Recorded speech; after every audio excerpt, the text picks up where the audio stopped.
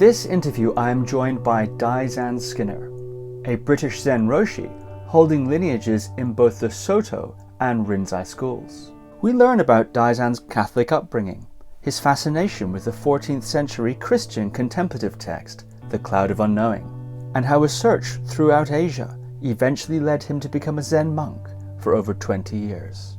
We lift the lid off his traditional training, including intensely painful meditation practice, severe sleep deprivation, and deep emotional catharsis. Daizan also reveals why in his teaching he emphasizes enlightenment, lays out a traditional 4-stage model of awakening, and details his own awakening experiences in accordance with that model. So without further ado, Daizan Skinner. Daizan, welcome to the podcast. Thank you. I'm wondering, can you talk a little bit about your upbringing and your background and how it was you became interested in Zen Buddhism? Okay, well, so I guess it depends how far back you want to go. I come from a Catholic background. Both of my parents were heads of Catholic schools at a certain point. I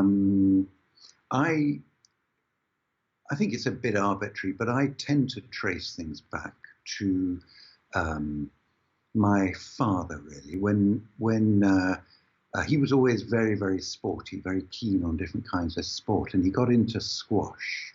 And there was a kind of a squash boom back in the sort of 70s, I guess. But a little bit before then, he was kind of ahead of the curve. He got interested in squash and the area I grew up in, down in Kent. Basically, the only squash court we had in the area was in the local army camp. So I would have been maybe, 6, 7 years old or something like that. He would come back from these squash games with army officers, essentially, with these stories that essentially any time they wanted, the Russians could be across Europe in 24 hours, over the Channel and through the UK in, another few days. And all we could basically do was to press the button. And that was basically it.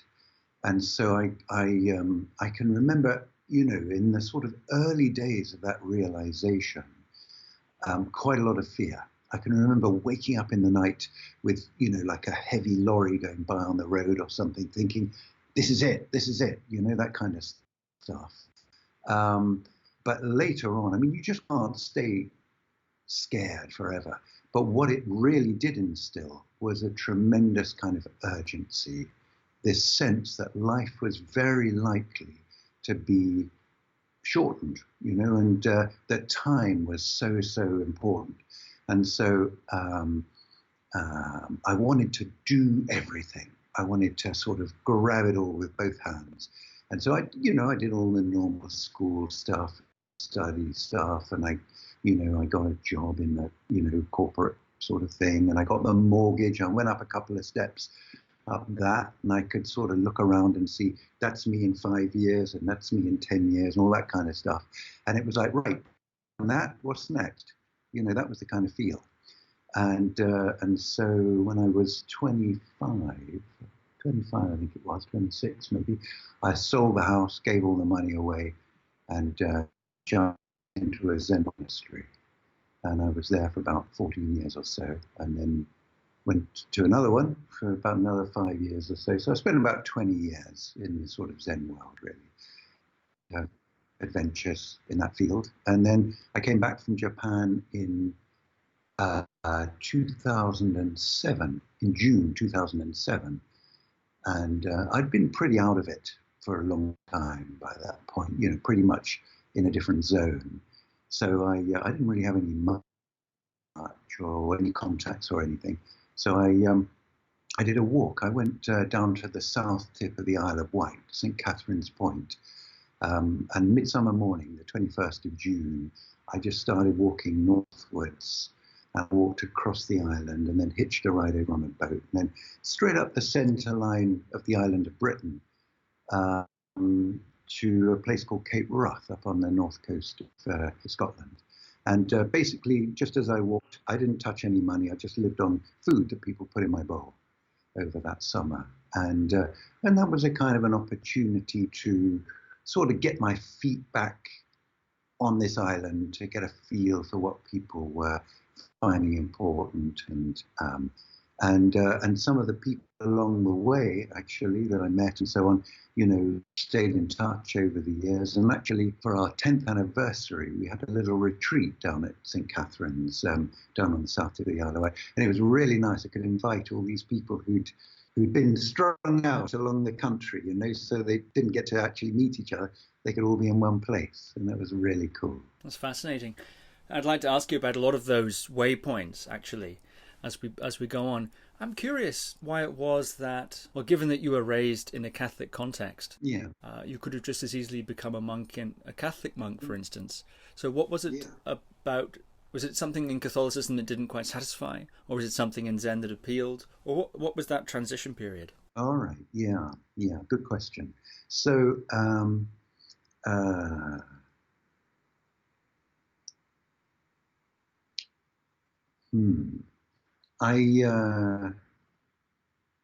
it's probably a matter of circumstance, and subsequently I've met some very extraordinary people who've gone very deep in the Catholic realm, I suppose. But as I encountered it, there was a strong sort of sense of caution over any kind of inner journey, I suppose, or any kind of contemplative or inward focused sort of exploratory kind of approach. There were some fairly cut and dried kind of things on offer, but there was this sort of dangerous kind of sense around it all.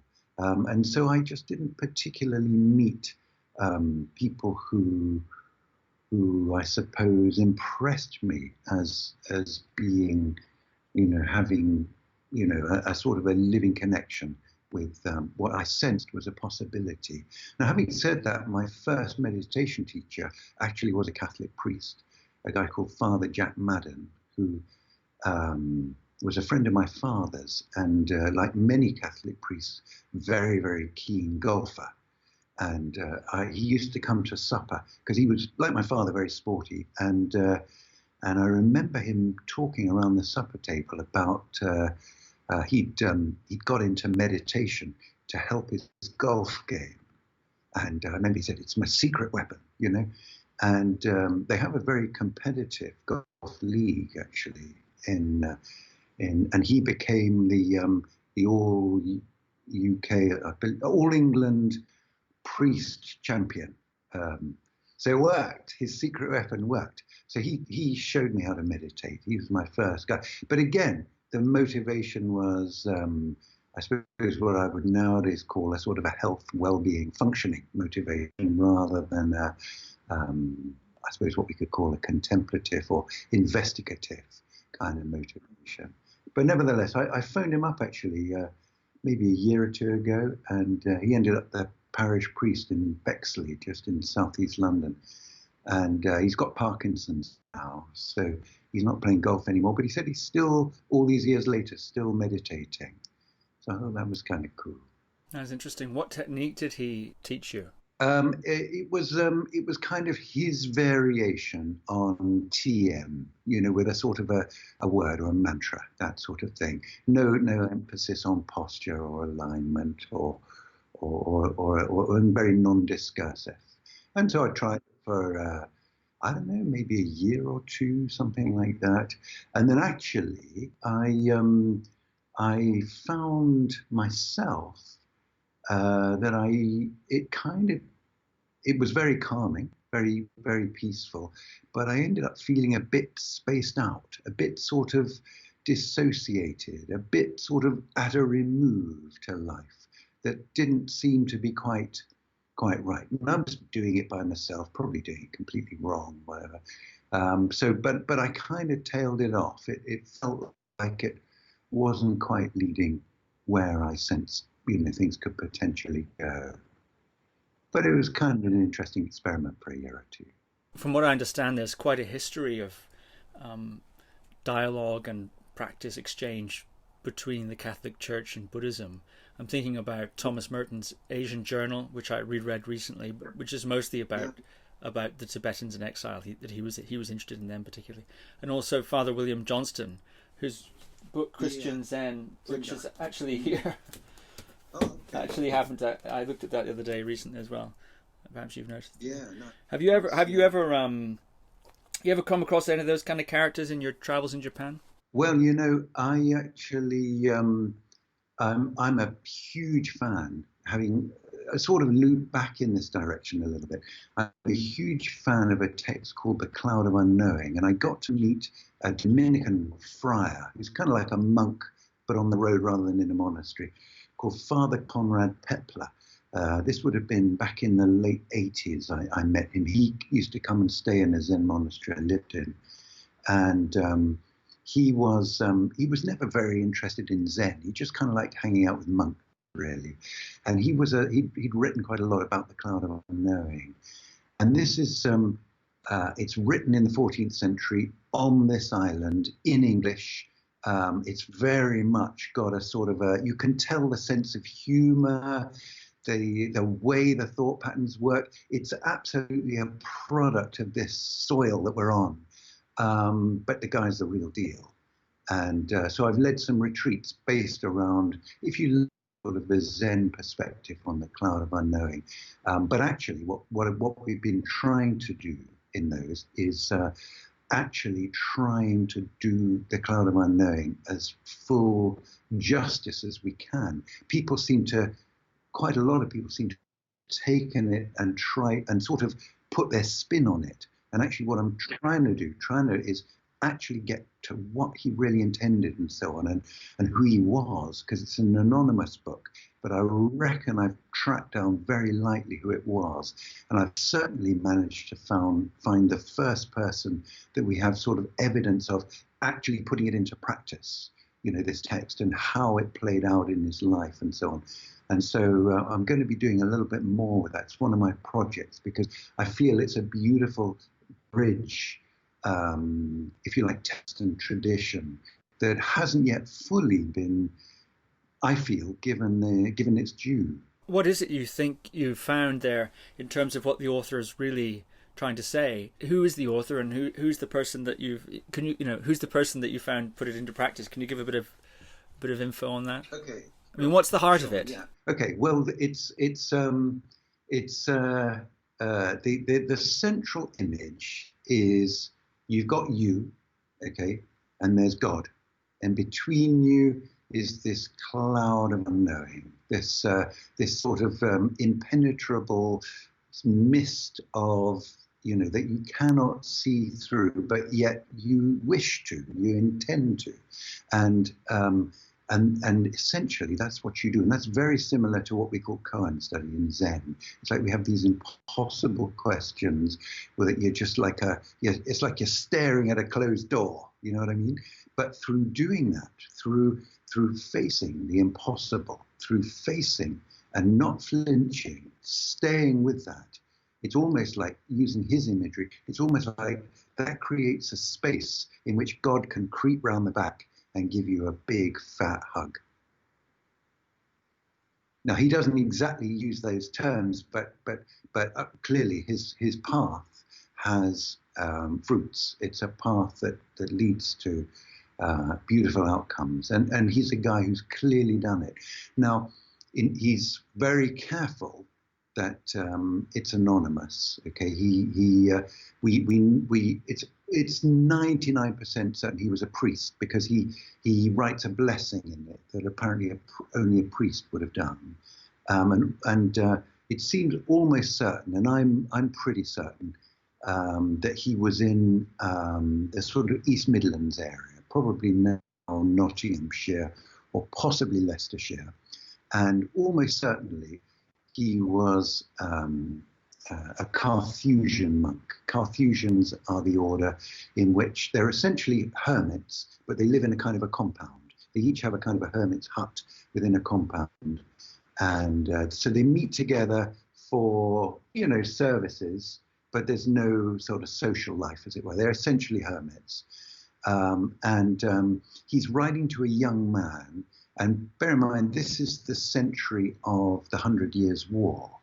A lot of people would have had military experience, and a lot of the imagery he uses in the text is quite masculine. It's quite, facing the enemy, and, when you're overrun by invading thoughts, it's like the enemy, sort of an enemy onslaught. And so this young man he's writing for, I suspect, is almost certainly a sort of a ex-military guy who, like a significant proportion, end up in monasteries. They're a bit messed up through their experience and so on, end up in that kind of situation.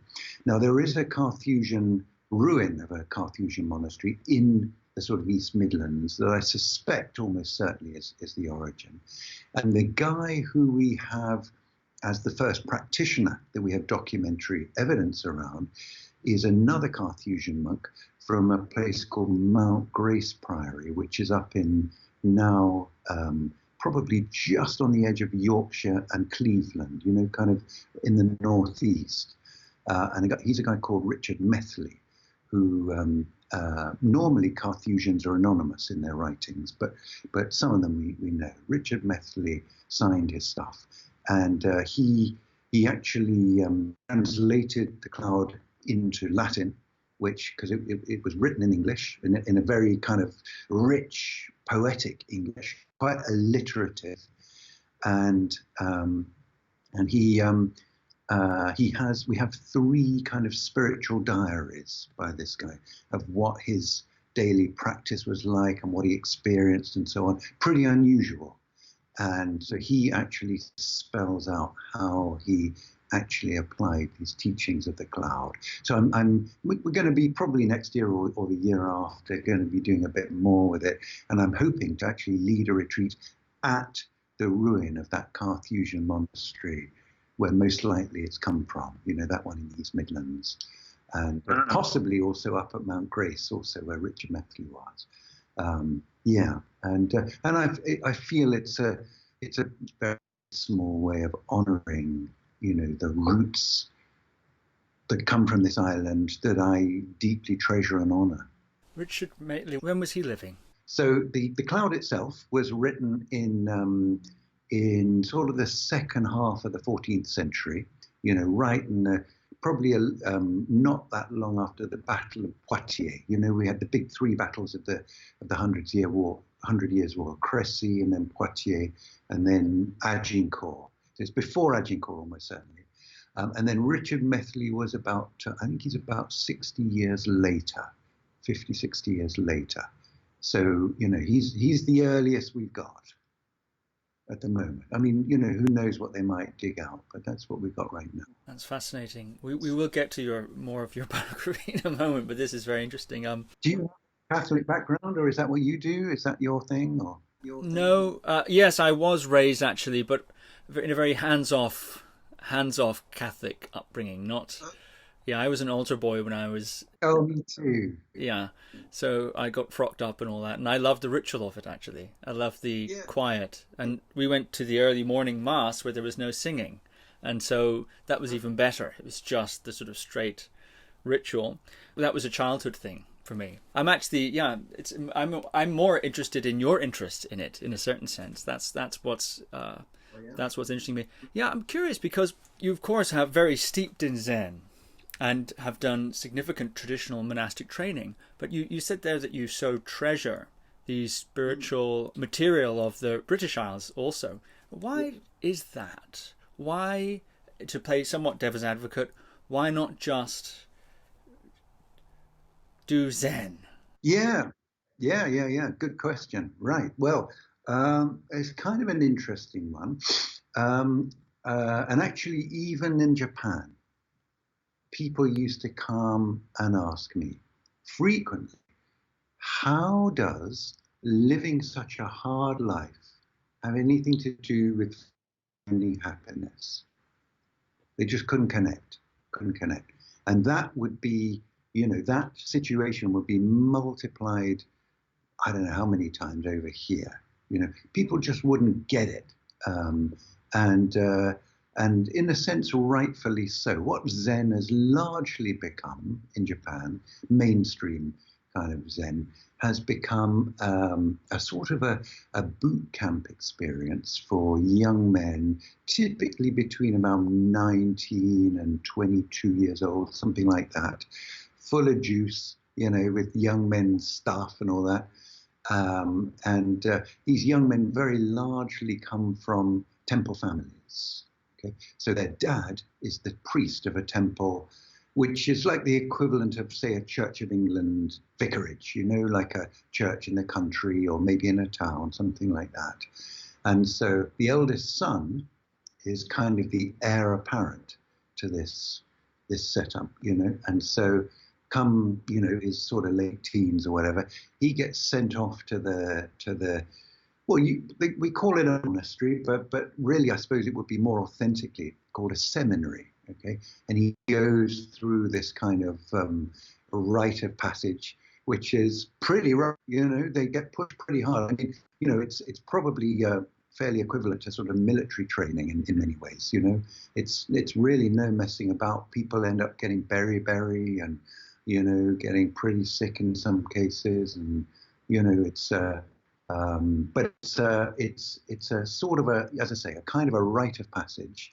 And they might be there for, in some cases, quite a short time, a year or so, and it could be 3 years, probably not that likely to be that much more than that. And then at any time when dad gets sick or needs the boy, then he has to go back. His primary responsibility is to his home temple. And so what happens is, you have these temple families and they all know each other. So, you might have a girl from down the valley from a temple who's broadly the same age as the young boy here. And, it's not exactly an arranged marriage, but they get to meet each other and they often they all understand the life and stuff. So it's almost like a sort of a caste of its own within Japanese society these days. And then you get a relatively few people who go in and do that sort of thing, who don't come from temple families. It'll be way under 10%, maybe 5%. And they typically stay longer, and they typically end up becoming the Zen masters and so on, and the people who end up running the training monasteries down the line, because they don't have these responsibilities in other temples. So it's a radically different kind of a situation, I suppose, to the expectation of your average Western spiritual seeker. And so the one thing that was very clear when I came back from Japan, I was walking through the country with clueless, no idea how on earth, things were going to evolve. The one thing that was clear was it would be completely pointless to try to create, like a little bit of Japan in Leicestershire or something. It would be, what would it be? Sort of some kind of eccentric tweeness at best, really. So what needed to happen, it seemed to me, was something that was more directly relevant to the stresses and difficulties and pains of 21st century, Western European life. And so, I've kept a very strong connection with Japan, and I take a group there every summer. Might meet my teacher in many cases and so on, and we do retreats, and we're very, very informed by, where it all comes from. But at the same time, it's very clear that, a sort of a slavish copy of that just isn't particularly relevant or realistic. That's interesting. So what does that have to do with the Cloud of Unknowing and the sort of spiritual or contemplative heritage of the British Isles? I can see how that's a way of bringing what you've learned from Zen to a modern context, but how does that link in with the Cloud of Unknowing and other related themes? Well, this is a really, really interesting thing. We have our own historical, sort of evolution. And basically, over the centuries, in our culture, particularly our Catholic culture, the price tag for going deep in this work is essentially life imprisonment. You're taken out of society forever and insulated from society, and even more, society is insulated from you. So now, if you look at that from a perspective of centuries, it's almost like a vitamin that sort of got missed, little bit. There's an impact there. And so we live in a culture which is deficient in that vitamin for, well, in our case, in the UK, when was Henry VIII? 600 years or something, something maybe. That vitamin has been largely deficient, largely absent. And so what the, contemplative tradition, I suppose, that I've been fortunate enough to sort of immerse in for, a couple of decades, I've been able to connect with some things which I believed would be of value within this country and culture that we're in. And so, the last sort of, what's it been, 12 years now, I suppose, I've been back here. It's been a sort of an exploration around which elements of that culture actually do resonate here, which do work, which actually create sustainable shifts in perspective that make life, more vital, more grounded, more peaceful, and more fun. That's very interesting indeed. As you mentioned, you began studying Soto Zen, the Soto Zen school, with Daishan Morgan in Northumberland. And as you mentioned, you studied with him for 14 years and entered full-time monastic training in 1989. Yeah, makes sense. And were ordained as a novice in 91. That sounds, yeah. More or less, that right? And then in 95, you received Dharma transmission. So I'm curious why you decided to become a monk. And I'm also curious, during that period of your Soto training, what your monastic training entailed. So, well, for me, so I suppose I had, as we talked about before, I had this kind of urgency around things, and it seemed to really crystallize around some kind of inner journey. And so I got kind of interested in meditation a little bit more, and Buddhism specifically.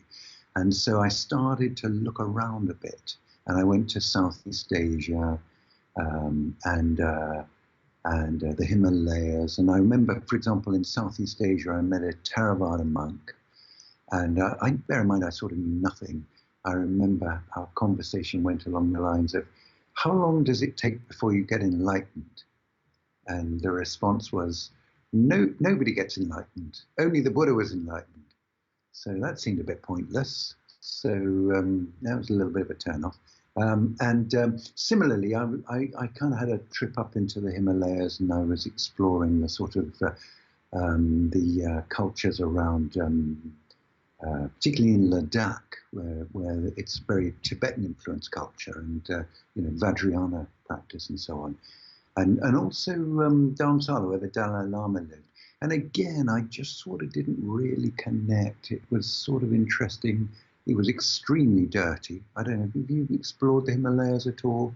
Certainly that end of the Himalayas, they don't really wash very much. There's not a lot of rain and stuff. And everything was black. It's like inside the temples, all these tankers were just in various stages of turning to black. And very poignant in a way, and kind of, in a sense, quite profound, I suppose. But anything you touched seemed to have this sort of, these butter lamps, everything.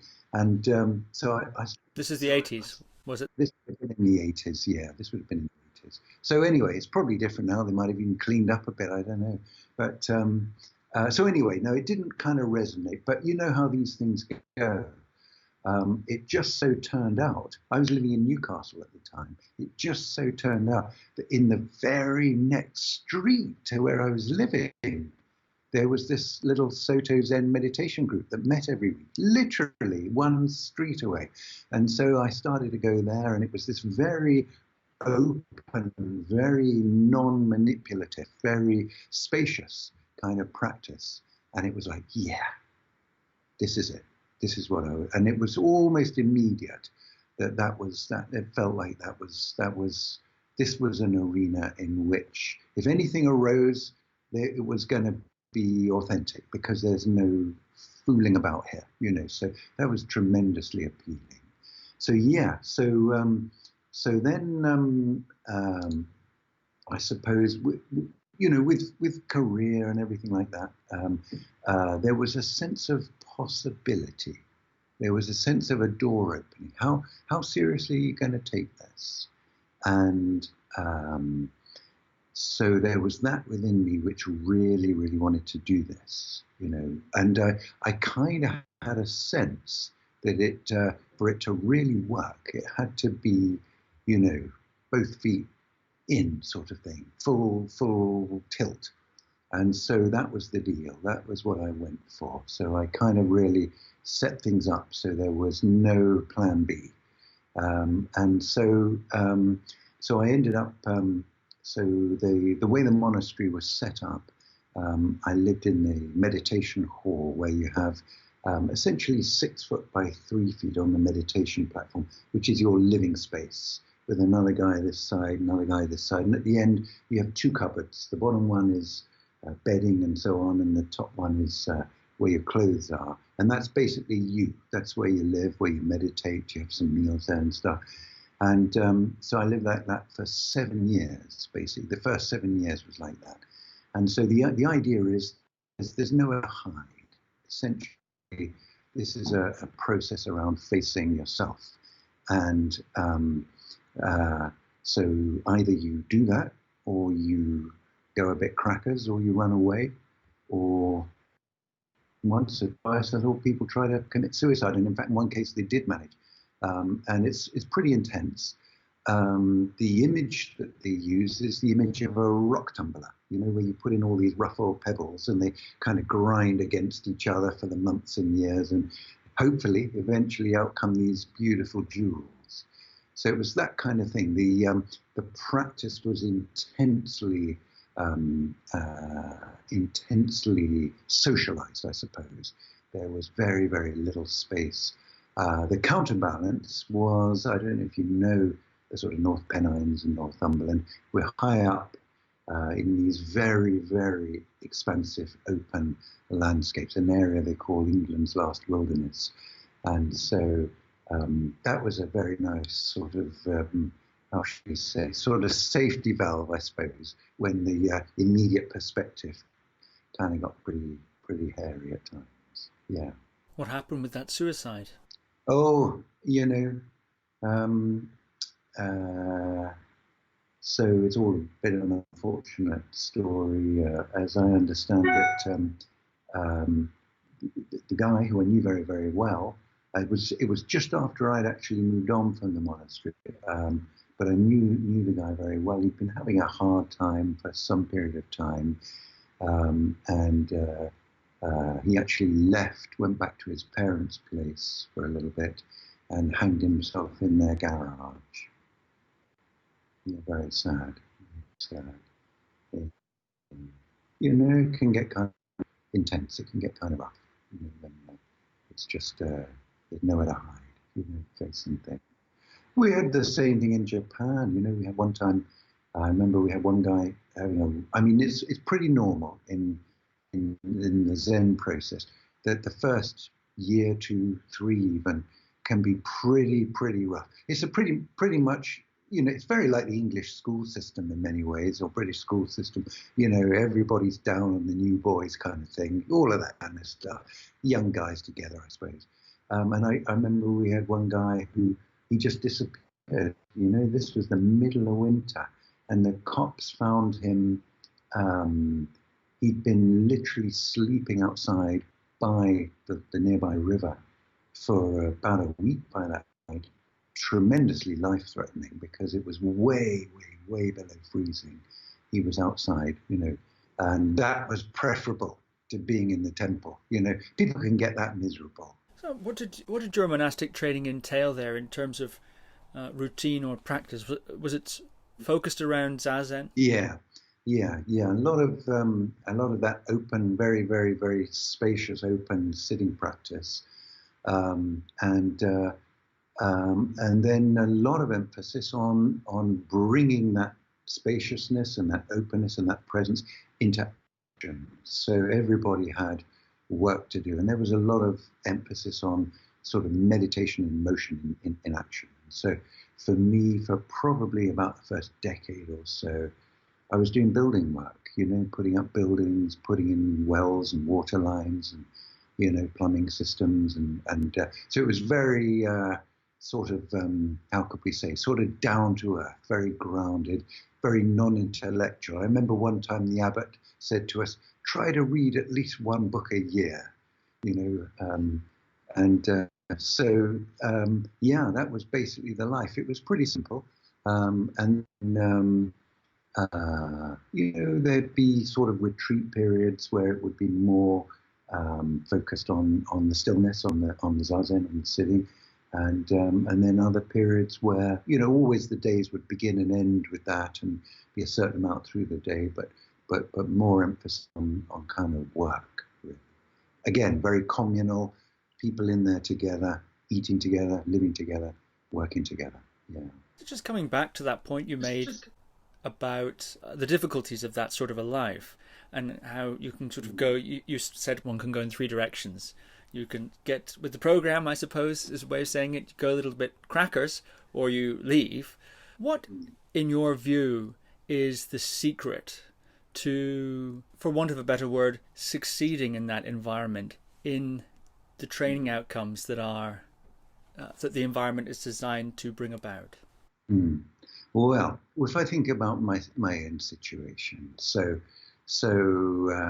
I've often mentioned probably, I don't know, something like maybe 4 months in, something like that, 4 months, 5 months after being there, maybe 6 months, I kind of had this sort of sudden realization that there were about 30 people living there.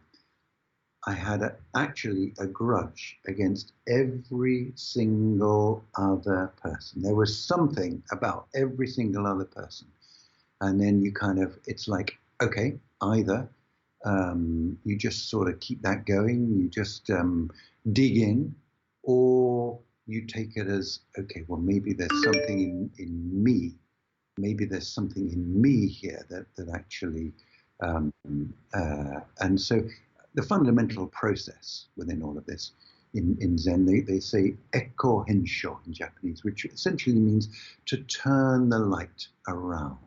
If you can use the stresses and strains and difficulties and all that as a way of illuminating your own stuff, and through that, as it were, liberating your own stuff, then it's incredible. It's incredible. You're in this echo chamber, which is specifically designed to, as it were, accelerate you down that path of some real, thoroughgoing transformation. And if you resist that, you're in hell. It's like, it's awful. It's absolutely awful. So for me, at least, I think that's really the sort of the point of it, and the value of it, really. So I personally, I just really, really wanted to do it. As I say, I had this kind of urgency.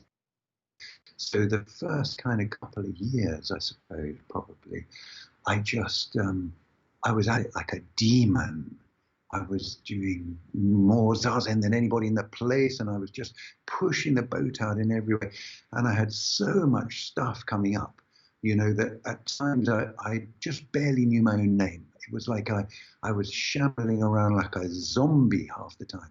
And I basically knew that the only thing that was keeping my health from breaking down was my youth. The fact that I had a basic sort of level of youthful vitality on my side, but what it meant, going at it like a bull at a gate like that, was I was able to cover some ground, and so for me it was a tremendous sort of blessing, really. But it was pretty rough, at times, and as I say, It certainly sort of, unleashes you from your moorings at times. At times you probably are a bit technically sort of crackers, if you know what I mean. What sort of things were coming up during that period? And was there a point that you reached when the water started to run clear? Oh yeah. So it essentially every damn little bit of pain that that I had been carrying about, and I come from a good family and a loving family, and I've had a great upbringing with loads of opportunities and all sorts of blessings and good things. And like everybody else who does this stuff, even halfway seriously, I was gobsmacked at quite how much stuff I was carrying about, and through this process it was all kind of floating up, stuff from pretty early on, and basically, you can't really deal with any of that in the abstract. It's only through allowing it to arise that it can sort of untwist and kind of come free to resolve and release and so on. So it's a matter of, a lot of what I do these days is working with people, this kind of thing. And so a lot of it's about how fast you want to go. And so if people are sort of past the first flush of youth, then I tend to recommend, taking it in a little bit more stately a pace, really, because it can be quite rough, But if you're young and you got the fire in your tail, then you can cover some ground relatively quickly. But it's the same old stuff, that I think so many of us are, or all of us probably are carrying about. It's just about impossible. Well, not only just about, it is impossible to I think to be a human being and to grow and develop without all of that. My teacher my teacher in Japan, Zen Master Shinzen, he liked to use the image of if you imagine like a tiny baby, where the baby is kind of like has no option, no choice other than to be an absolutely perfect baby. And when it's hungry, it cries. When it's tired, it sleeps. It's just kind of if you like, a manifestation of the universe in baby form. One with the universe in that form. And then us human beings, we go through this process of probably the longest of any animal, of this process of going from that to what we call adulthood. And essentially our society's definition of adulthood is when we become able to take responsibility for ourselves. And so that process of going from babyhood to adulthood is a process of more and more intensely, if you like, defining or separating. This is me, and that's the universe, and this is the bit that I take responsibility for. And so inevitably we end up with a worldview of essentially little old me, great big hostile universe. And that's not that anything's gone wrong. That's how it should be. I've often mentioned I've got a friend down in the West Country, a guy called Phil. He's got a daughter who she was born with a little birth defect, a little brain defect. Perfect baby, perfect, beautiful. She's now, I don't know, probably 20 something, whatever. She's still got that brain of a baby. She can't hold her head up. She can't eat by herself. She can't talk. She's a baby in a young woman's body. And in many ways, she's still got that amazing, oneness with the universe in a sense. But then there are many, many things that Katie will never know, that that all of us, we can know. So it's very important that we go through this journey, this process of adulthood, but there's a price tag. We end up in this, I suppose, what the old French existentialists used to call alienation, this condition of me against the world. And in that condition, it doesn't matter how beautiful I am, how well connected I am, how intelligent I am, how rich I am. None of that.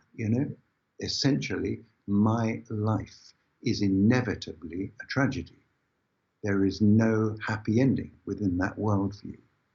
So those of us who choose can potentially, as it were, go on from there, because that worldview is simply a view.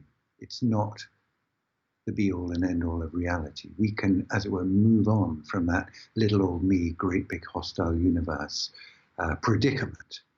And but in that process of growth towards adulthood, it's absolutely inevitable. It's baked into the process that we're going to end up hurting.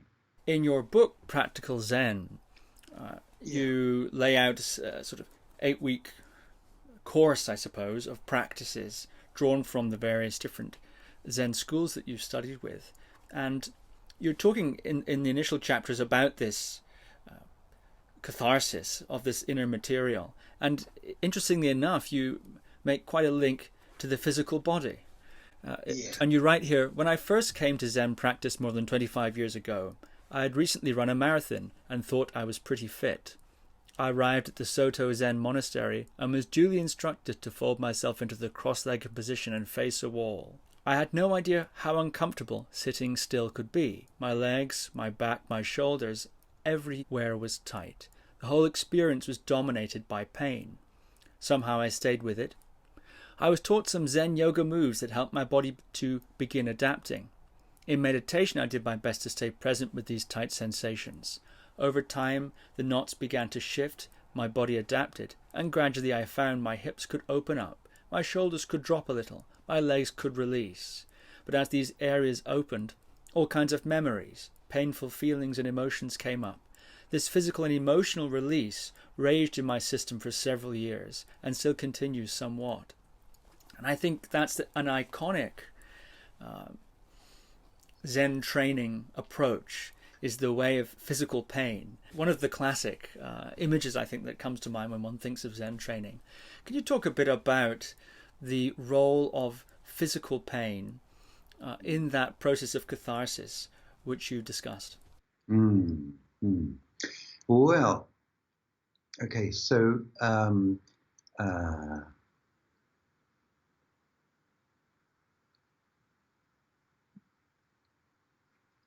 I'm going to take a step back.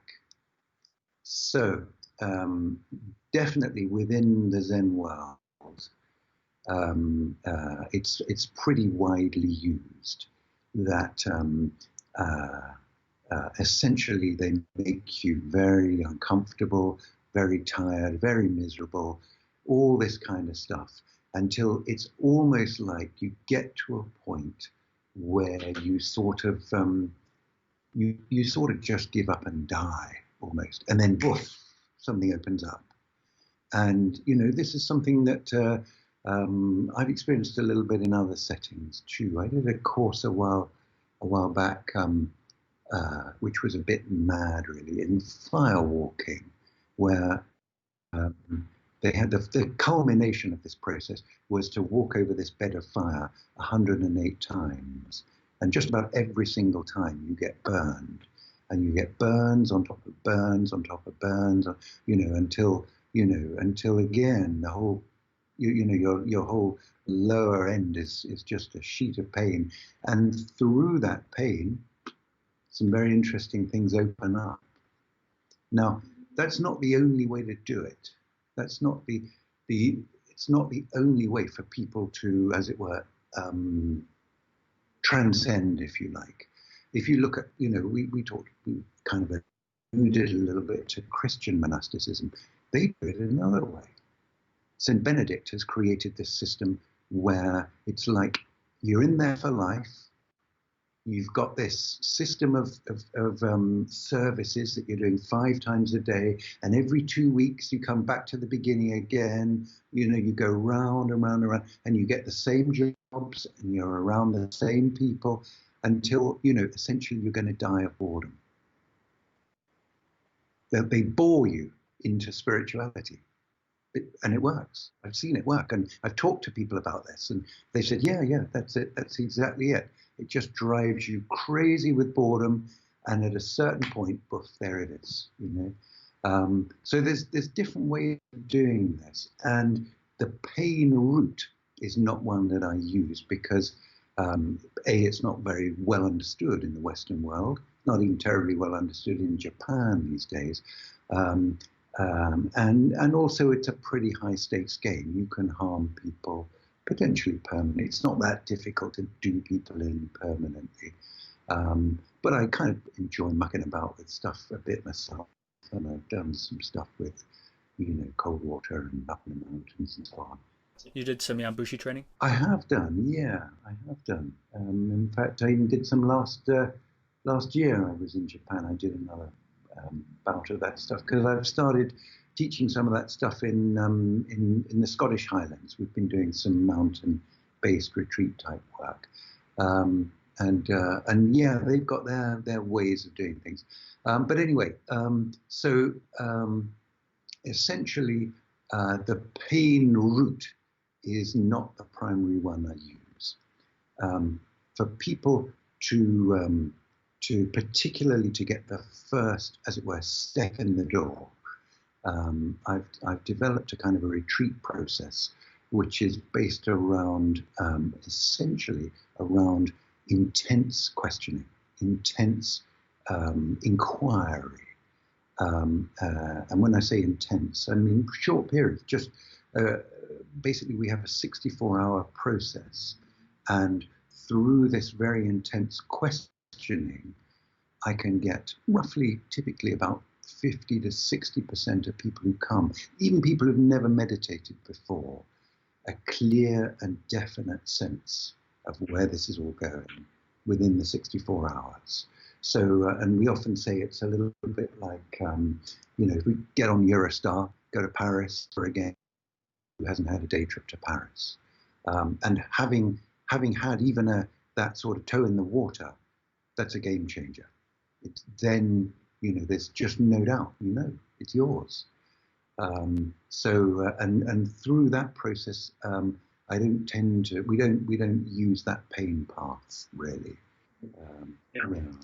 I'd like to talk to you a bit about actually that retreat you've developed, which, from what I understand, combines Zen training with Charles Berner's Enlightenment Intensive dyad work.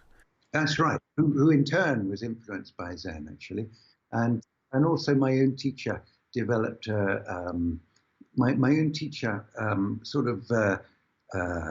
he's quite a maverick Zen teacher in Japan, and was very, very keen to really get things back to basics. And he put up a sign at the gate in his monastery, place for young and old people to come and find their true nature. That was the focus of everything.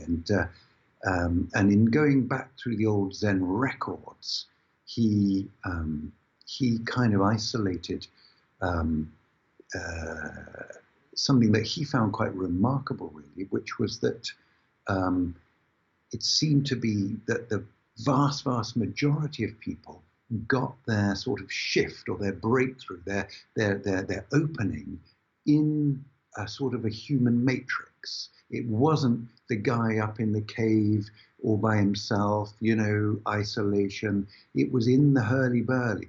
So he sort of developed, based on this, a kind of a series of processes that he called group Sanzen. He used the English term group, and Sanzen means Zen study, essentially. And so some of the stuff we do is informed by that as well. Yeah, so it's a mix. It's a mix of influences, and there's been another key influence too, which has been one of the things we found in the process in taking hundreds and hundreds of people every year through this, is how a striking number of people have seemed to get it at night. as they fall asleep, or as they wake up, or they wake up in the night, or even in the dream. So I went off and did a little bit of extra study around this area, because we've got a little thread of that in Zen, but it's not very specific, whereas the Tibetans are very good on the sort of cut and dry processes of all these things. So I did a little bit of exploration around that, so we could really bring that thread in the mix as well, and that's been really good. And then there's a ton of amazing stuff that's coming out of modern neuroscience. For example, we work with questions. Most people, they start with the question, who am I? And what we have people do once they've kind of really got their question is we pass around bags with a kind of like beach pebbles, or just rough old pebbles, and they just reach in and find one that fits nicely in their hand, and then with a marker pen they write their question on that stone, and then they keep that stone in their hands for the entire 64 hours. The neuroscience guys have found if you have something in your hands that you're sort of twiddling with, it helps the sort of shifts in awareness and so on. And there's a ton of really interesting stuff like this kind of coming up. So we've been putting a thread of that in the mix too. Basically, whatever's going to supercharge this to give people the best possible chance to get what they've come for. That's basically the deal. That's fascinating. So a bit about that sleep side. I suppose yaza was a strong part of your feature of your training, but I'm curious how that compares to the Tibetan practices that you investigated, and where did you learn them? With whom did you study those Tibetan practices of dream and sleep? And how does it compare to the sort of thing one might imagine in Zen as yaza, for instance? Yeah. So yaza, ya means night, and za means sitting, night sitting. So so my own teacher, my own Zen master over in Japan, Zen master Shinzen, he got his first opening, his first breakthrough, night sitting up in the mountain. Typically you do it outside the actual temple precinct, up on the mountain, where one time he just shouted mu. There's a particular koan or question called mu, and he just shouted mu with his whole, he just put everything into it. And at that moment, boom, it opened up. So of course, people nearly always teach based on what worked for them. So when I got to study mu with him, every night he sent me up on the mountain, and I just had to shout mu all night, and then come down to Sanzen to interview in the morning, and then it was, I remember more than once he said, that's your training place up there, and I mean, I don't know if you've been to Japan, but the mountains are very steep, very young geologically. So basically, very thickly forested. So once I was up there, and it was dark, there was no coming down, And so basically how it sort of worked was you just shout, maybe an hour or something like that, your voice is gone, completely gone. And so, I'd sit for a little bit, maybe my voice would come back an hour later, shout again, voice gone again, shredded, sit again, like that kind of thing through the night. And how it was, for me at least, I don't know about other people, but for me, it felt like after a bit, like my whole body was almost like a chimney, and it was like belching out this kind of black smoke, just kind of like clearing. This mu was just like a sort of a emptying, all this stuff going and going and going. And then I'd come down to Sanzen in the morning, nope, and so yeah, he was always very, very, very keen on yaza and night sitting. And one of the threads that one of the things that happens with night sitting, the way it's done Zen style, is you get super tired. I mean, some people, they just don't sit for months in some cases, or longer in some cases. You get incredibly, like a shambling ruin,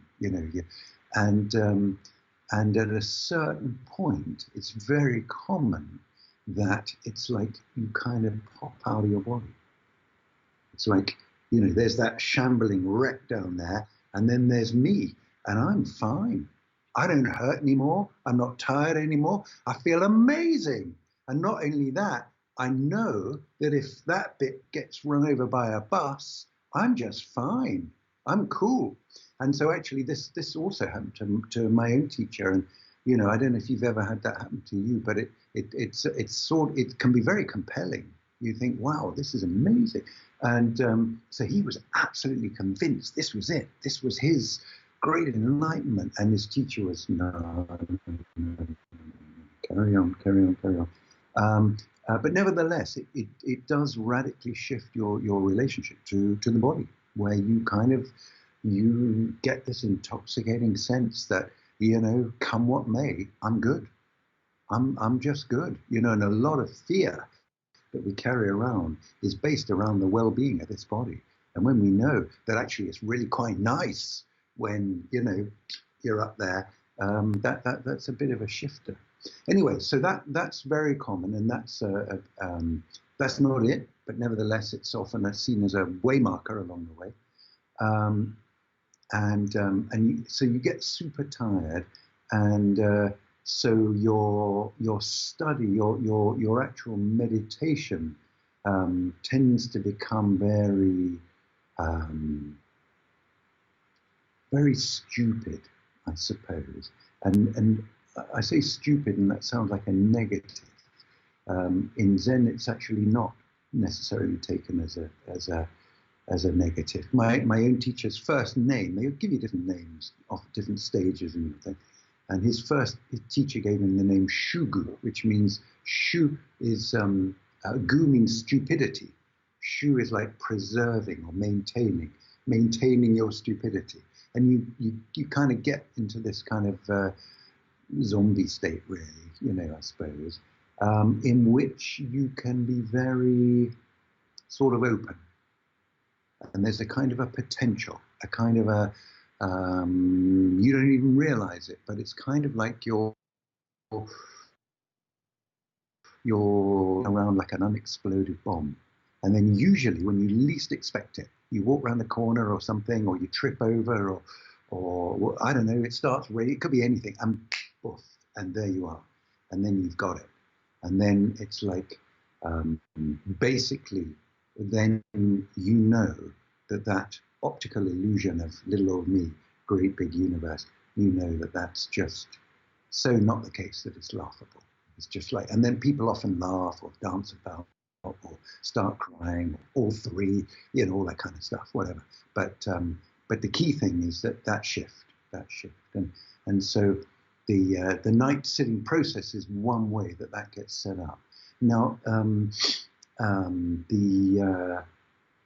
that's a little bit different to in my early years in the monastery. There is a kind of a visionary dimension within Zen, which is not very well known in the tradition. Certain teachers have quite a strong thread of that, and dreams and so on. And so my first Zen teacher I can remember more than once. One time he said to all of us, I want you to fly in your dreams, explore what needs to happen to learn to be able to fly in your dreams. So, we all did. And after a bit, I kind of got it, and it was amazing, really brilliant, and so on. And also, so there's that sort of dream dimension, but also probably more emphasized was this quality where it seemed like you could almost slip from the meditative condition, into sleep and sort of maintain it through the night. And whether or not there really was, but there was a felt sense of a sort of a continuity that you could then emerge come morning. That sense of, that sort of thing could happen. Now, with the Tibetan stuff, I went and did some stuff with, have you met Charlie Morley? he's a great guy, and I don't know, he'd probably be up for doing interviews with you or whatever, this sort of thing. I've interviewed him. Yes, I know Charlie. Mm-hmm. Oh, okay, great. So I did a little bit with him, and I really loved it, and I really loved the more technical dimension that he brought to it, and from the Tibetan tradition, and I love the way that, for example, they have this saying that practice in the dream is 9 times more powerful than practice when you're awake. That, for example, when you're in the dream, there's kind of no limits. So, for example, if you're doing prostrations, you could have 1,000 of you doing the prostrations, or, it's just like this sort of beautiful sort of ability to kind of shift reality around like that. Now, that sort of conscious manipulation of the dream state, I haven't come across in the Zen tradition, not to my knowledge. But in terms of what I've shared with people in the retreats and so on, in terms of facilitating that awakening shift that seems to be fairly commonly occurring at night.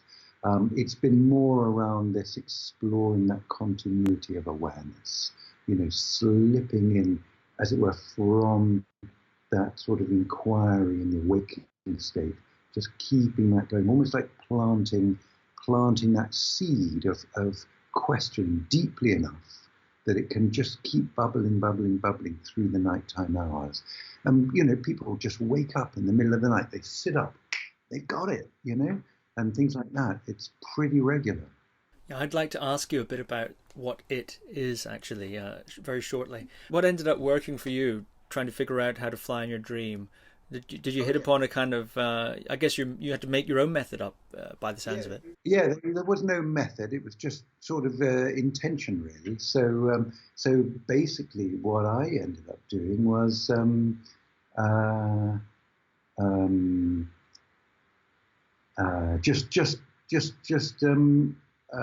as I was falling asleep, I want to fly, just sort of, I don't know, establishing that intention. I think it took about a week, something like that.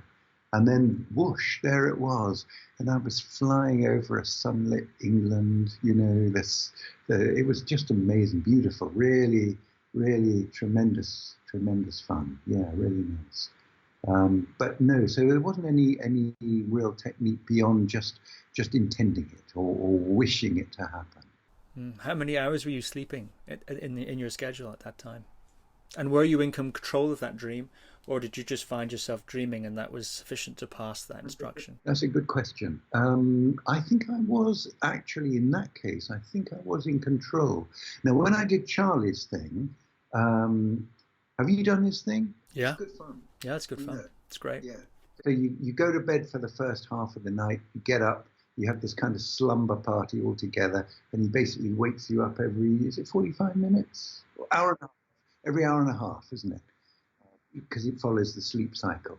So when I did it with him, it was like the first night, it was very straightforward. I found myself on this dustbin lid kind of thing, about the size of a dustbin lid, like a flying saucer thing, just floating around, And I remembered, but this is a real good opportunity to meditate. So I was sitting on this dustbin lid thing, floating in space, and so in that sense, I was sufficiently conscious, sufficiently aware to actually make choices within the dream. And then I don't know how it was for you, but the second night for me, I kind of tried a bit too hard, and it was like that. 1 hour went past, 2 hours went past, and I just basically didn't sleep. I was kind of like so keen to get into it that that killed it. That killed it. But I've played with it subsequently, and it's been kind of fun. Yeah. So back in the monastery years, how long? What was the sleep thing like? Well, it wasn't. In Soto Zen, they don't emphasize the night sitting type of thing. So we weren't getting up super late, 5 o'clock or something. uh, super early, and we were going to bed at about 10 or something, or 11. Not super. In Japan, it was a lot more attenuated, the sleep type of thing. In the UK, not so much. Not so much. That's interesting. You know, by way of interest, I think it is the Carthusians that, not the Carthusians, the Benedictines, the Rule of St Benedict, where they also interrupt the sleep cycle with their services. There's a Latin term for it, nocturne or something or other, I can't remember. They also keep them in a very sleep deprived, or at least sleep disrupted state. That's part of their training. So something that I think comes to mind often with the monastic vocation is of course, typically, what is it? In the Catholic tradition anyway, chastity, poverty, and obedience. And Thomas Merton famously said that obedience was the difficult one for him. He was okay with chastity and he was okay with poverty. He's an American. Americans are conditioned from the deepest level to be disobedient. That's their sort of fundamental orientation, really, isn't it? And so I'm curious, you left a career as a scientist, from what I understand, working in the pharmaceutical industry. What was it like to give up that side of life? But becoming a monk, what is it like? What was it like for you to give up that side of life, of the sexual side of life, the romantic side of life, that whole aspect that one puts aside as a monk? Yeah. So basically, for me, I just really, really, really wanted to do what I wanted to do, and I was almost willing to pay any price. It was kind of like that. So the celibacy, I just sort of took it on, really, as part of the deal. And the life was pretty physical. I was working pretty hard. As I say, there's very, very little solitude and so on. So it wasn't ever a huge deal, really, for me, personally. What I experienced, particularly over time, was almost like that sort of, how can we say, that sort of sexual oomph, sort of interiorized into a sort of a warm scrumminess that was next to permanent, really, pretty much always there. And just sort of, was a sort of an accompaniment through life, really. And so it wasn't really a great kind of suffering. And I think probably celibacy gets a bit of a bad rap. There's potentially a lot of great stuff within that, I feel. So that was that was my experience. It wasn't really ever a big deal. Probably the obedience thing, maybe a bit like Thomas Merton, was a bit more of a deal in some ways, because it was a kind of a setting in which, but basically the deal was there was no saying no. Whatever somebody asked you to do, you did it. Even if you knew it was absolutely impossible, you went and did it. And then when it proved to be impossible, then you could go back and, as it were, report in. But there was no, as it were, arguing the toss from the word go. And in many ways, you've got a very artificial environment, within a kind of a monastery setting in which that can be, I don't want to use the word manipulated, but that can be kind of worked on. So what I mean is, when you're a sort of a new guy, you get pretty easy, straightforward, kind of, fairly grounded work, cleaning, sweeping, very physical, nothing to think about. And then as time goes on, as your practice is supposed to mature and develop, you get more responsibility, you get more challenge, to the point where it gets, and actually this was my experience in both of the settings I practice in, you get where you're supposed to be in here, in X doing this, and in Y doing this at the same time. Not once, every day. You have to literally do the impossible every single day. That's just, that's just the requirement. And it's amazing. Somehow or other, you do it somehow. And it's kind of set up that way, really, I suppose. That's part, as you say, of the setup, the training formulation that you agree to when you enter into that sort of a life. And so I'm very curious. One of what I've often heard people say is that kind of you've described it as a sort of transcendence, or the way that sort of pressure works on you to produce a certain sort of relaxation or ability to be with those difficulties can often be confused or conflated with just a general passivity. Yeah. And so I'm curious, I can see in a monastic setting how that radical agreement would have a tremendous training potential. How does one differentiate between afterwards, perhaps coming out of that environment, or how does one think for oneself, assert proactive or independent direction? How does one tease apart just becoming passive and the greater openness that approach, it seems, is purported to bring about? Such a tremendously important question. So there's an important Zen master in our background, and called Hakuin, who has this saying that Buddhas are like water and ordinary people are like ice. And so, it's a fairly clear image. The process of the practice is to melt the ice, to deal with the frozen up, the tight, the closed, the defensive, all of that stuff. So great. Does that mean that practice is about turning into the cosmic puddle? Well, if it goes right, what happens is the ice melting becomes not a puddle, but a fountain. There's a shape there. There's an energy there. It's ungraspable. There's nothing you can hold on to, but nevertheless, there's a kind of a vitality, a directionality that can kind of manifest. And the great promise is that that is, where it can all go. Now, can it go wrong? Can people end up as puddles? Well, I've seen it with my own eyes. Yes, it can. It can. I guess there's no safe path. Every step you take got a risk element, and certainly the Zen process, particularly traditional Zen, is fairly high stakes, and there's many different ways it can go wrong, and that is definitely one of them. People can end up becoming just sort of, I suppose, yes men in a way, where there's no. They're hollowed out, I suppose, or sort of,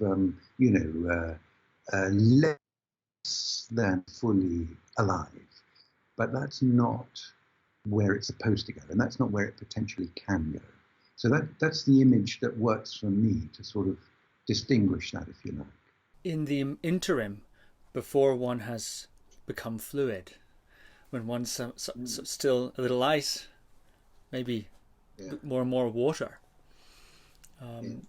if one's not in a monastic situation where it's a clear cut, or you always simply say yes, that it's clear in a certain sense what to do in the world outside of the monastic situation. I think to live in that radical agreement of saying yes to every single thing, as well as being, say, an emergency room doctor or a high school teacher or something like that, it strikes me that the operation from a training point of view would be more complex at that point. How to do the thing that is happening in that monastic setup without the monastic structure. Yeah, it's harder. I think it's a little bit like the difference between going off to university and doing it all in 3 years and doing your open university in 5 or 6 or however long it takes. Almost inevitably it's going to take longer and be more complex. But it's in many ways it's the same process. I I expect you, like me, have met many husbands who seem to be pretty hollowed out and passive. And in fact, I've been toying with writing a book called The Two-Person Monastery, about the same sorts of processes that go on in that rather heightened way, and how they actually do go on in the stresses and strains of daily life, out and about. And in fact, one of my students who's married he's probably going to write it, because, it's a bit more authentic coming from him. But, one of the things that people sometimes think is like monastery life is, serene and peaceful and, like some kind of Shangri-La. It's a drama. It's a soap opera. Whatever haircut people have got, they're still the same old nonsense. And it's endless. It's absolutely endless. So, it's just the same, really. Family life, monastery life, whatever. It's the same old nonsense. So you quite explicitly in your writing and in your teaching materials emphasize enlightenment as a priority.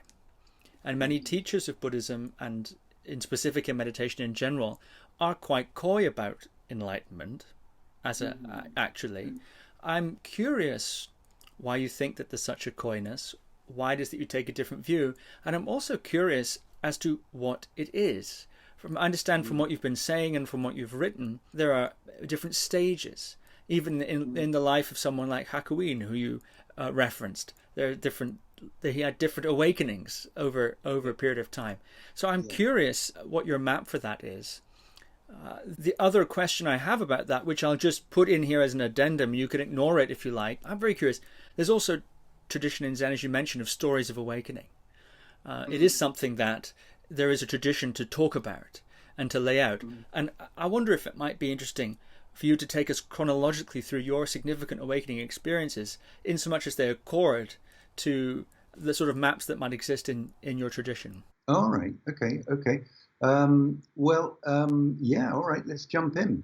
Okay, so I've never done that before. That's kind of cool. It might be a good question for next time, just so I can, sketch out some high points for you. But I could probably pretty much randomly just pull out some things, but it might not be 100% chronological.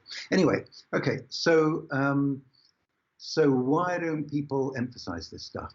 Some of them don't know it, I suspect, and that seems to be how it looks to me. That's fighting talk, Daizan. Yeah, I suppose it probably is.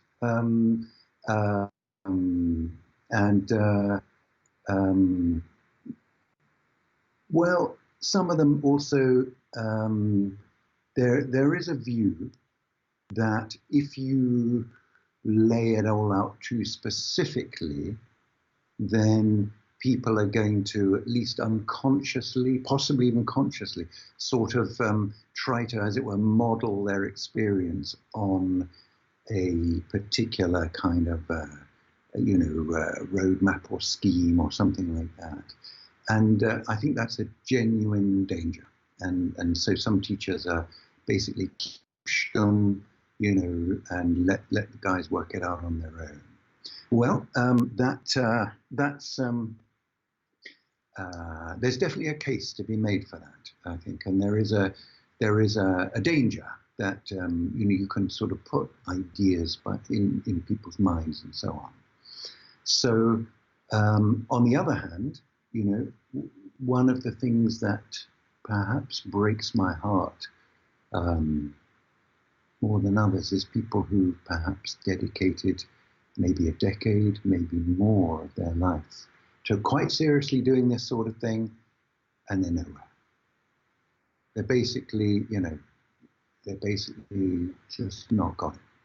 And my view, and my teacher's view also, is basically, why prolong the agony?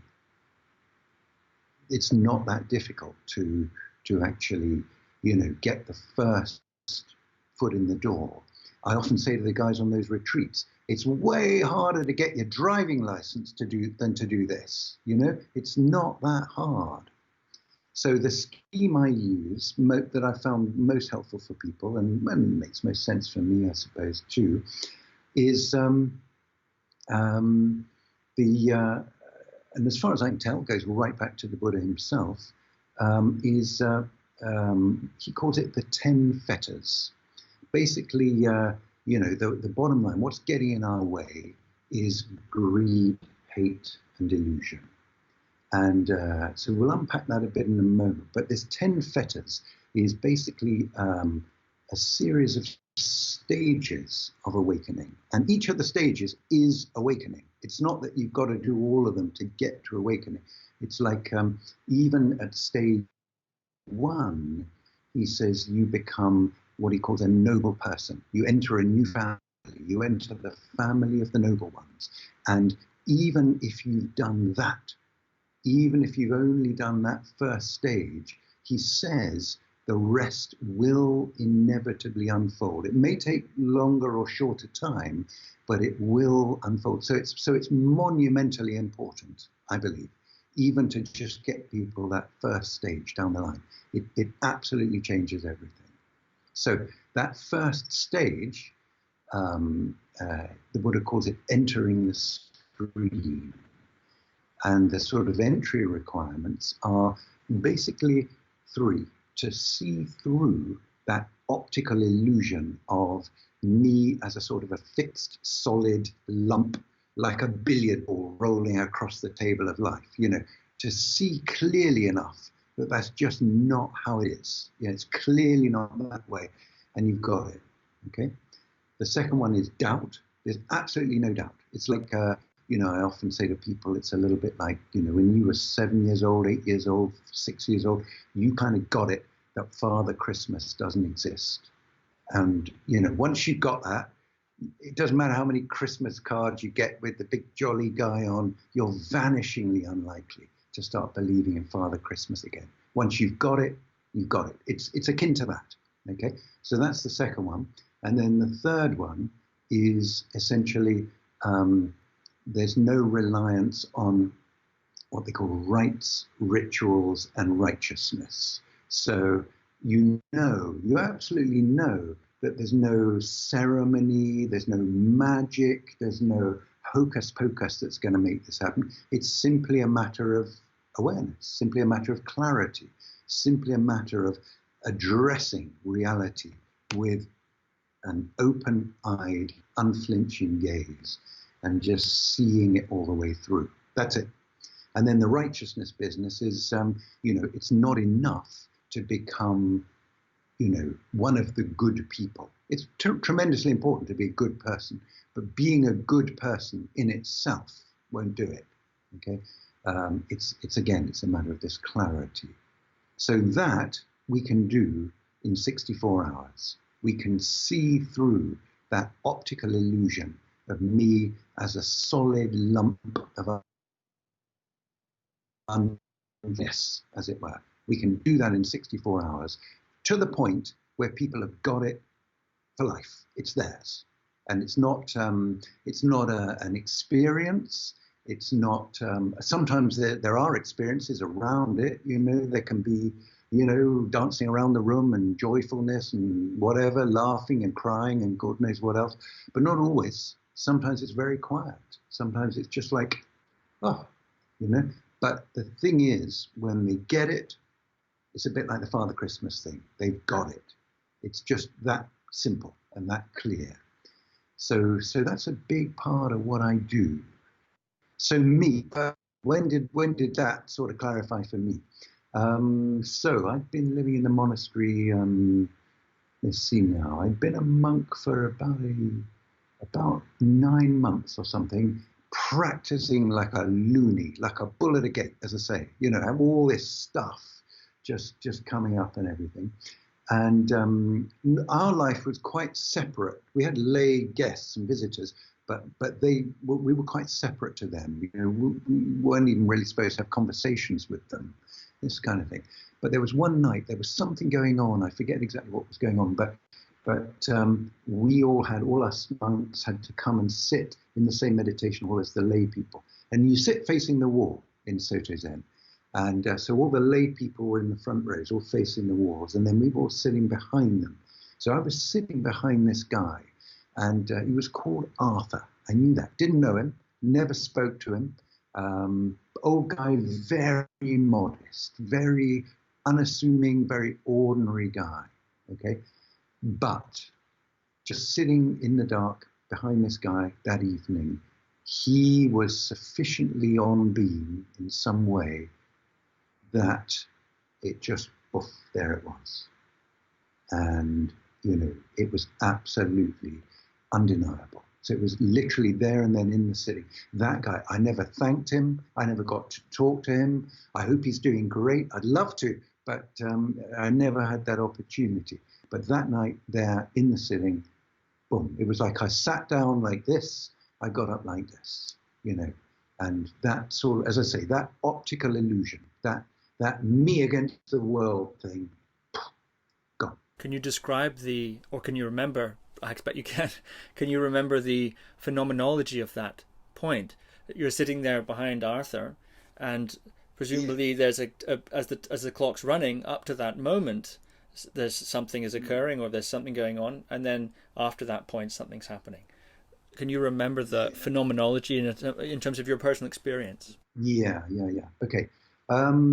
So the quality of the approach, as it were, was almost like a sense of gathering, a sense of an internal gathering, almost like a potential energy starting to manifest, but at the same time a very palpable stillness. It was very. People talk about a pregnant silence. That sort of quality was there, I would say. And then the thing itself was almost like a sort of it was a bit almost like, when your computer's gone a bit weird or something, you click it on and you click it off again. It was almost like that, like a sort of a reset, a sort of or the lights going off and going on again, like that kind of thing. And then it was okay. It was nothing, in the sense of, nothing was different. Absolutely, I was here, Arthur was there, everything was the same, but it was this kind of shift, and it wasn't for me immediately afterwards. It was quite, there was a sort of a strong energetic quality within the sort of thing, and strange enough, it was more that night and then on into the next day. There was this almost intoxicating sense of all rightness, absolutely everything. It was all right. It was, and I was all right. It was, and it just went on and on, almost like waves of that. And there was a period of some probably months after that, where it was almost like my brain had to rewire.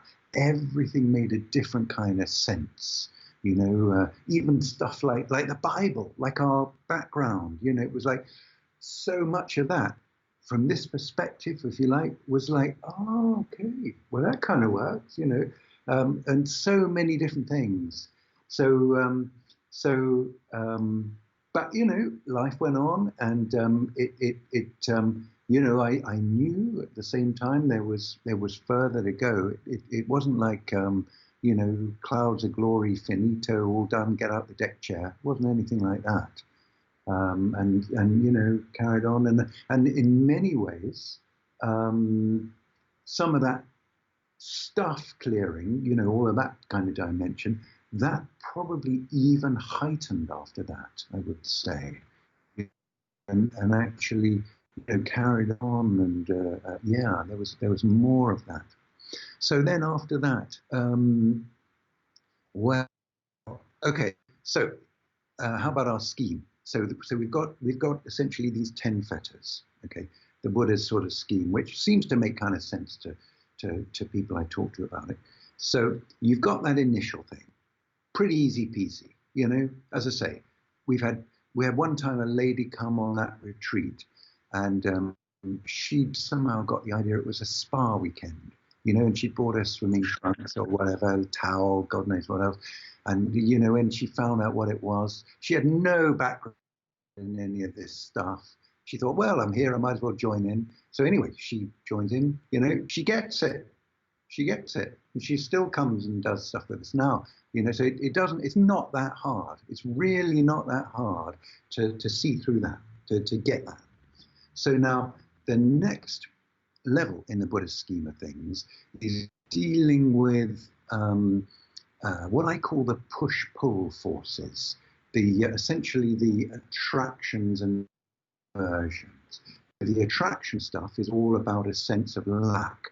I need, or I want, I need this, I need, whatever it is, that relationship or that Maserati or that lump of money or whatever. And then the aversion is the opposite.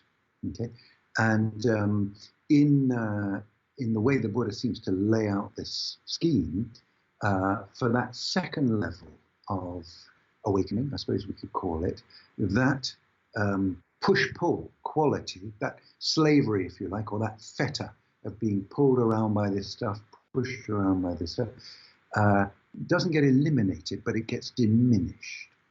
And it seems with a number of people, and I think I would put myself in this, that seems to be kind of like a gradual process. You get quite a number of these kind of like blinks, as it were, a little bit like that. I remember, for example, the day before my Dharma transmission ceremony with my first teacher.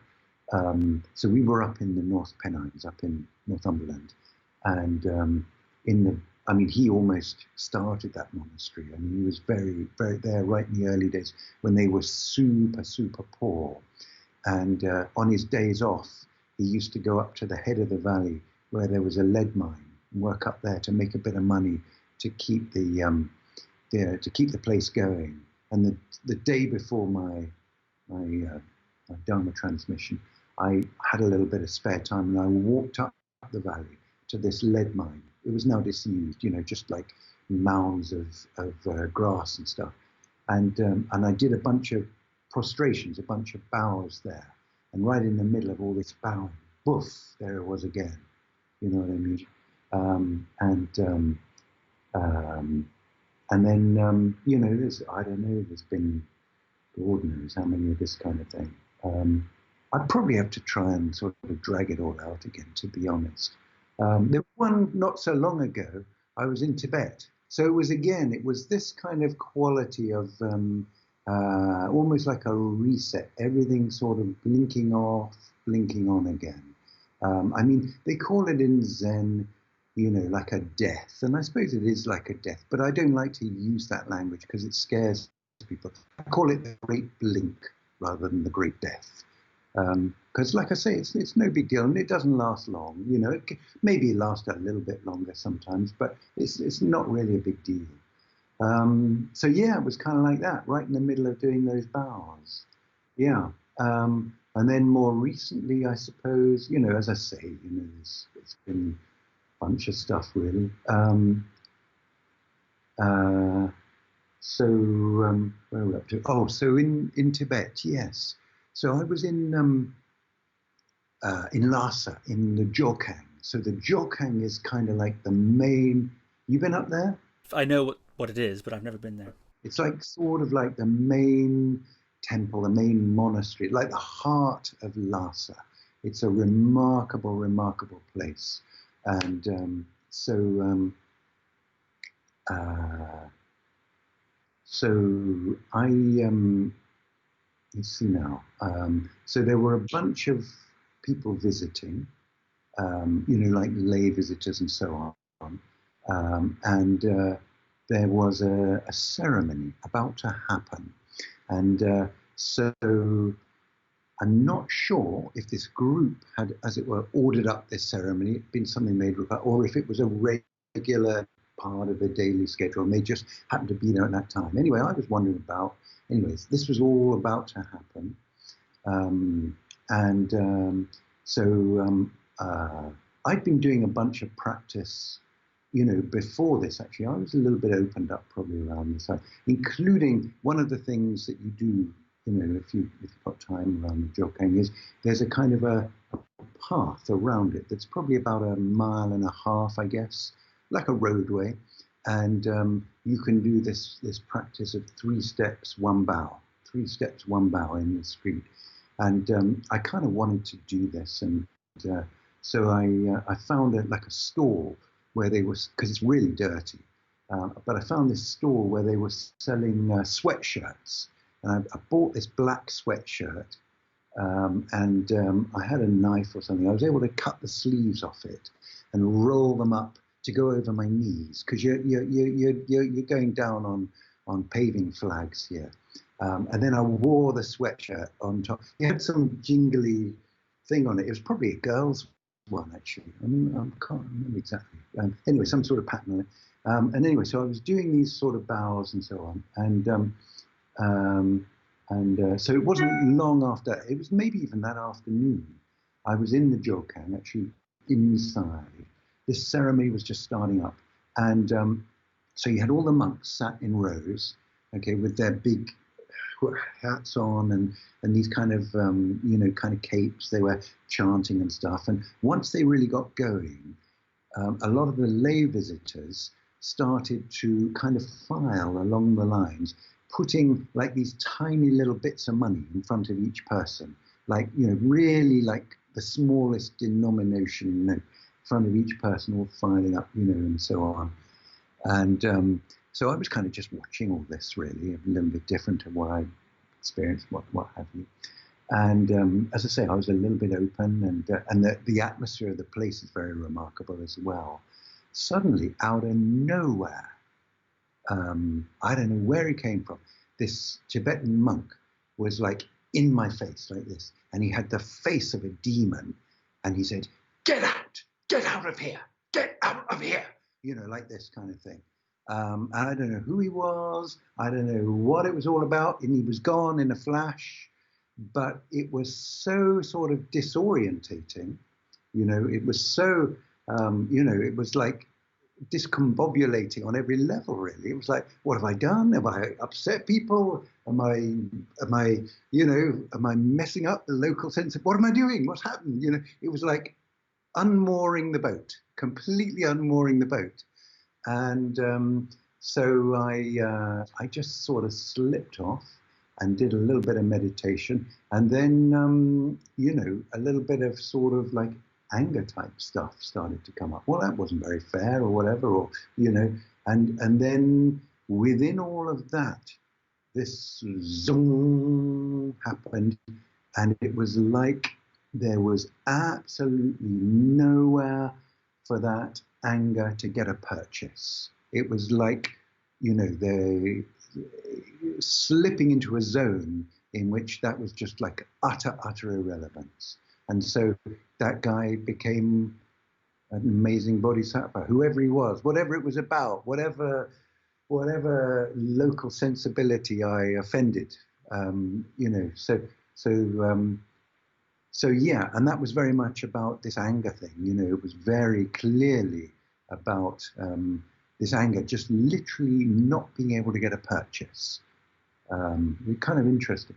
Anyway, so in that 4-level scheme of the Buddha's scheme of the 10 fetters and the 4 levels of practice, the 3rd level is where essentially the push-pull forces can get no more purchase at all. Finito, done. And that seems to be pretty high level. I'm pretty sure I'm nowhere near that, and I'm pretty sure it's pretty rare for people to be by that. I've come across people sort of claiming to be higher level still, but then saying, yeah, but I still get angry, or whatever. So I'm not too sure about it. It seems to me like, as far as I can see, the people who've gone furthest down this line, it seems to be, for example, if you liked vanilla ice cream and weren't that fond of chocolate ice cream beforehand, you're still going to like vanilla ice cream and not necessarily go for the chocolate. But your well-being doesn't depend on getting the vanilla. It seems to be of that quality, as far as I can tell. Maybe there's further still that I haven't even seen, haven't even approached. Most likely. I mean, I'm still very much work in progress myself. And then the next level again is basically about the delusion level of stuff. So in a sense, that first level is dealing with a level of delusion, but then there's a whole other level, potentially again, kind of like, self-regard and conceit and attachment to particular states and so on. But I don't know, I'm just talking out of the books when I talk about that stuff. Lord knows. But it seems so far, as far as I got so far, that sort of unfolding seems to kind of work, at least in the nursery slopes, if you like. And it seems to make some kind of sense to the people who come and practice with me. And one of the nice things about it is particularly that bottom level, it's very clear. Okay, you might have seen through the illusion of self, but anger, greed, all that stuff, utterly untouched. You can still be making a right old mess in your life. You can still be a fairly, nasty human being, and yet have an authentic insight, awakening. And I think that's quite helpful, really, because one of the big things about this is, when people start to think they've arrived and made it, I'm the one, whatever, then it all goes a bit weird. And so if ever people kind of get like that on the retreats, at the end I have everybody reach over and shake hands with somebody next door and say, "Hello, I'm John, and I'm a bit special." Because the real stuff can't, if it gets stuck, it can't. It seems like the best solvent is a sense of humor. What a wonderful place to leave it. Daizan, thank you. This was so wonderful. I'll, of course, include links to your website, Zen Ways, in the show notes so that people, if they'd like to find out more about you, can do so. And, of course, you've got a number of books, two of which are called Practical Zen, actually. And I enjoyed them thoroughly, reading them in preparation for this. So it's been such a pleasure. I would love to have you back on for part 2 because, biographically speaking, you're about to go to Japan to enter an entirely different situation in a Rinzai monastic context, and that's just the next step. So I'd love to have you back on for a part 2, but until then, Daizan, thank you very much. Well, thank you for having me. Nice to talk. Thank you for listening to another Guru Viking podcast. For more interviews like these, as well as articles, videos, and guided meditations, visit www.guruviking.com.